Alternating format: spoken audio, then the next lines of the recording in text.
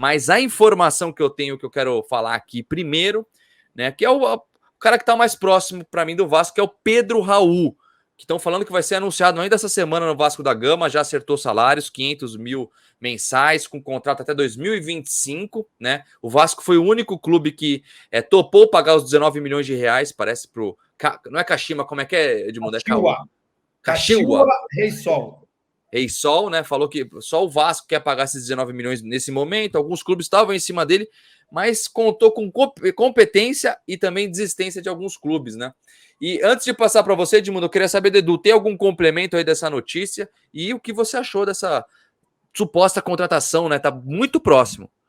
Olha, não tem complemento. Tem que te dar os parabéns para você e para o Edmundo. Vocês trouxeram em primeira mão naquela live, naquele dia, a galera pode, lá 2 semanas atrás, você trouxe a notícia do Pedro Raul e o Edmundo deu aquele empurrão de ídolo, né? Pô, anuncia logo o cara, começa com um goleiro, enfim, com um atacante o peso do Pedro Raul, né? E tá aí dando certo, tá funcionando.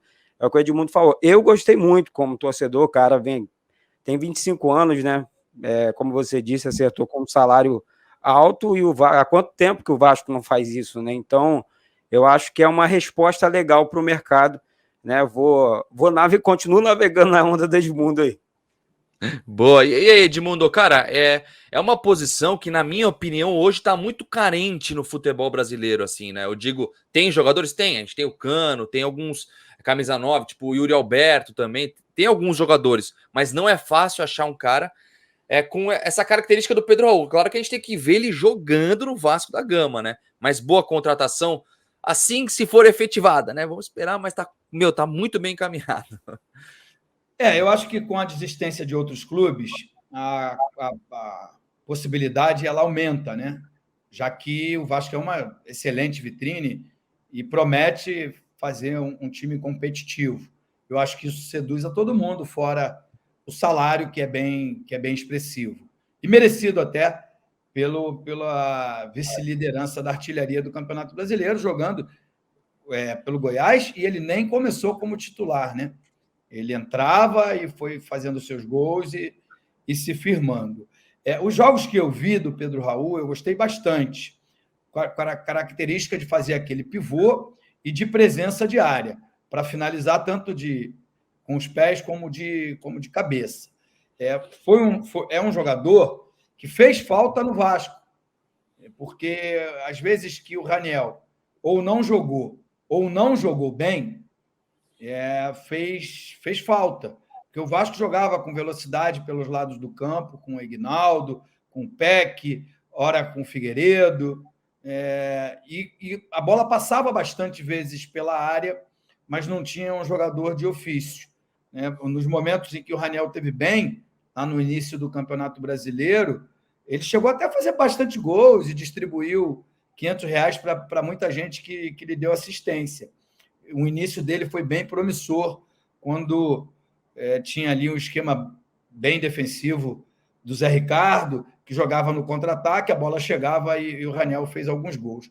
Aí acho que depois ele deixou a desejar, acho que principalmente naquele jogo que ele deu a cavadinha, que foi displicente, a torcida pegou no pé, mas o Pedro Raul me parece jogar com um pouco mais de seriedade, sabe?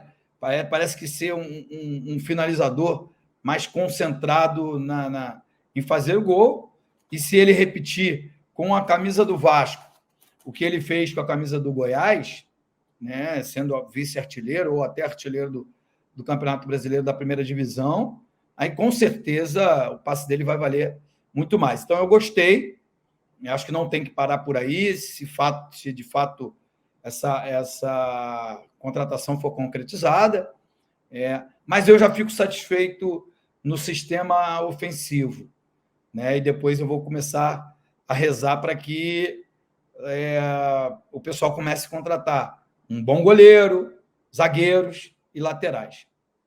E o técnico também, que pelo amor de Deus, tá uma coisa esse negócio de técnico. Você falou de salário, né? O Pedro Raul ganharia R$500 mil, né, por mês.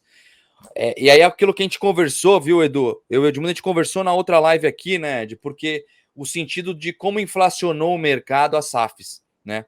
Não só as SAFs, como a boa fase de grana do Atlético Mineiro, do Flamengo, o próprio Corinthians, né? Acabou inflacionando. Pra vocês terem ideia, né?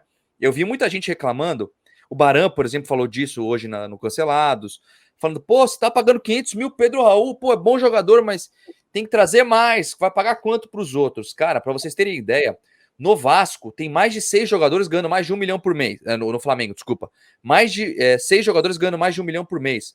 O Reinaldo saiu do São Paulo agora, ganhando mais de 500 mil reais por mês. Então o mercado está inflacionando. Eu acho que não, eu acho bem justo os 500 mil por mês para o Pedro Raul. Espero que ele corresponda. Você acha muito dinheiro 500 mil por mês, Edu, para o Pedro?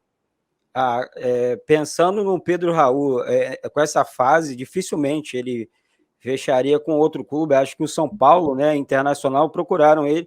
E hoje o Vasco tem condições de entrar no mercado dividindo essa bola mais pesada, né, no salário mais alto, para viver essa fase que o Edmundo contou e que todos nós vimos, né, ele no Brasileiro. Eu não acho muito, não. Acho que é legal, motiva o cara também, né, um projeto novo, além do salário, né, do Vasco. E o que o Edmundo falou, e eu vi na live passada, primeiro ele usou uma frase engraçada, ele quase matou de rir aqui, que jogador, como é que é? Jogador ruim não se machuca e joga. Achei aquilo demais.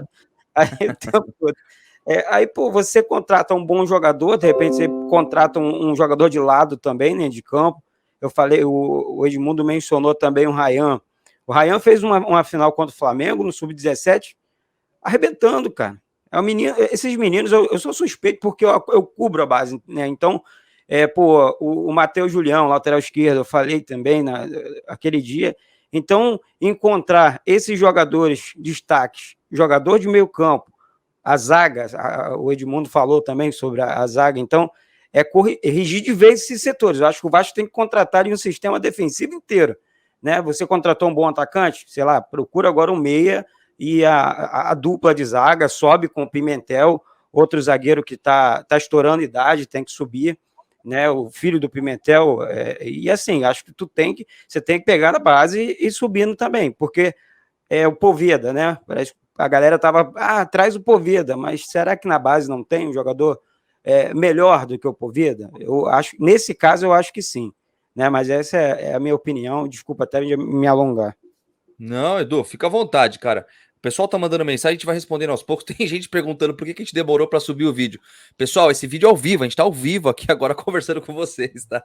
Não sei, o pessoal tá achando que é vídeo isso aqui, não é? Não, pode mandar mensagem, superchat, conversar, perguntar, que a gente vai colocando aos poucos.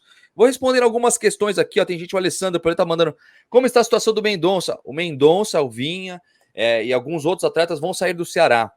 O Mendonça e o Vina interessam ao São Paulo, o Vasco nem sondou eles. Eu acho que são atletas que não se encaixam no perfil que a 777 está querendo contratar, que é o quê? Jogadores jovens. Tem que ser quantos anos? Não tem essa de idade muito, mas eles estão pensando em jogadores com menos de 28 anos, pelo menos para a maioria do elenco, né? Mesmo jogadores que não são da base. Então, por exemplo, mas e o Júnior Urso? Júnior Urso foi uma situação que o Vasco sentiu confortável, sem pagar nenhuma multa, e trouxe ele. De repente viu como estava a situação física, espero que veja, né? Porque vai fazer os exames para. Eu acho ele um bom jogador para compor elenco, tá, gente? Mas a maioria dos atletas serão com menos de 30 anos, pelo menos de contratação. Pedro Raul, por exemplo, tem 25, né?